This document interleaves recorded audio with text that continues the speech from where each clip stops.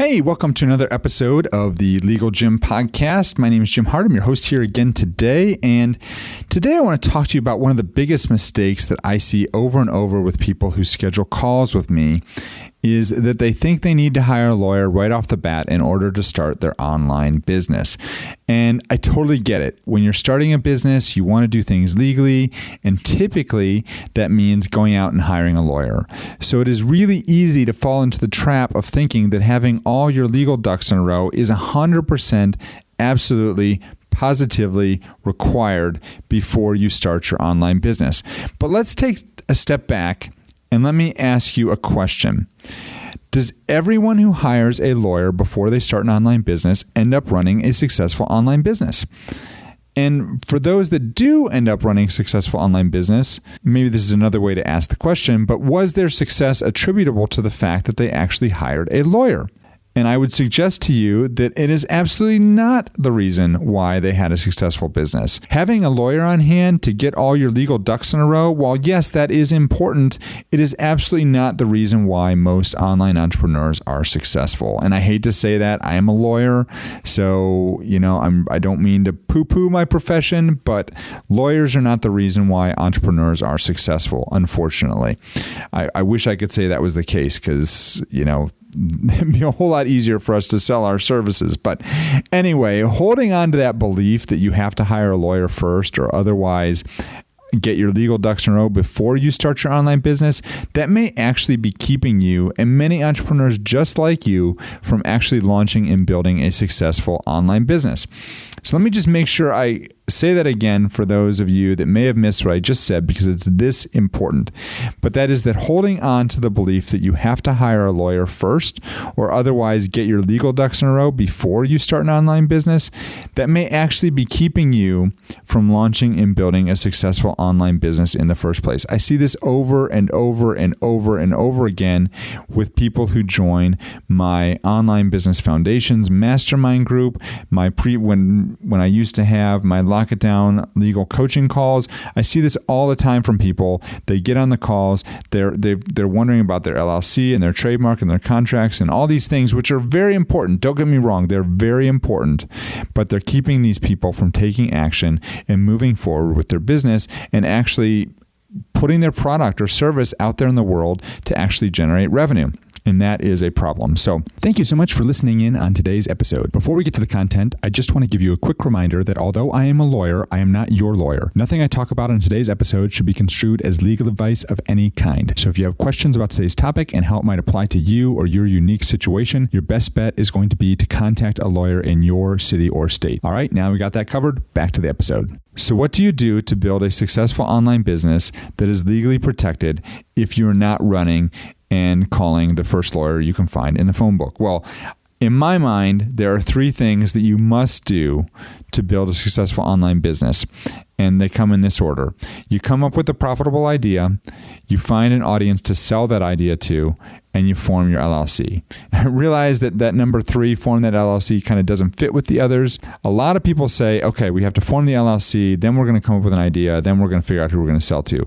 And that's just a backwards way to look at it, unfortunately. And the reason for that being that when you're in that idea stage and when you're finding that audience at the very beginning, you're typically not spending any money. This is all, just research. This is just you spending a day or two and literally trying to brainstorm ideas in a notepad, going on the computer, using some free keyword research tools, going into Facebook groups, going on Instagram, going wherever it is that you go to find this information and figuring out whether or not there's actually any meat on those bones of that business that you want to create.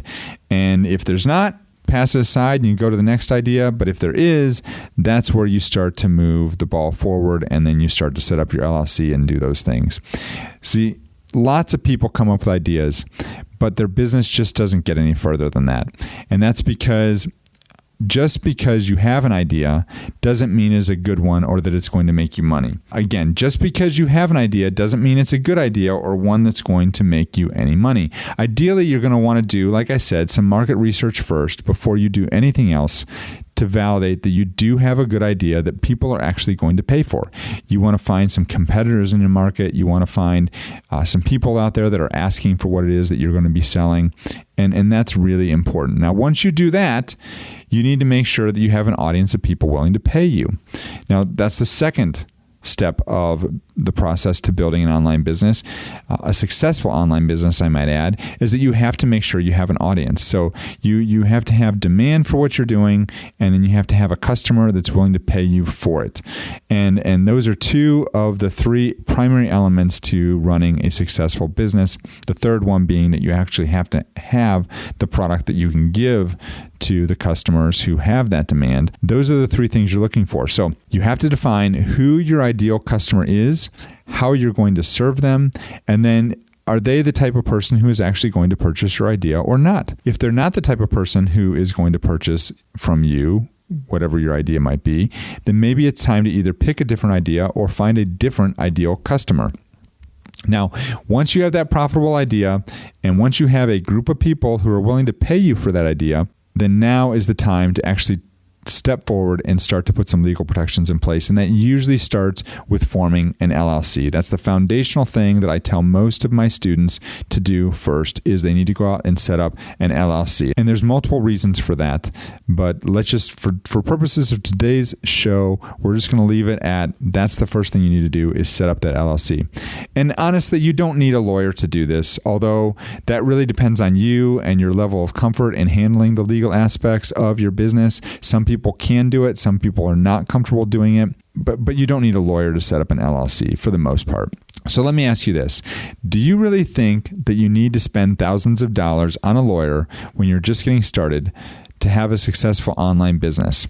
And do you think that focusing on the legal stuff before you have a profitable idea or audience might actually be a waste of time and money? Hopefully, if you've been paying attention to what I've said today, you do agree that focusing on that legal stuff before you actually have a profitable idea is just really a waste of time.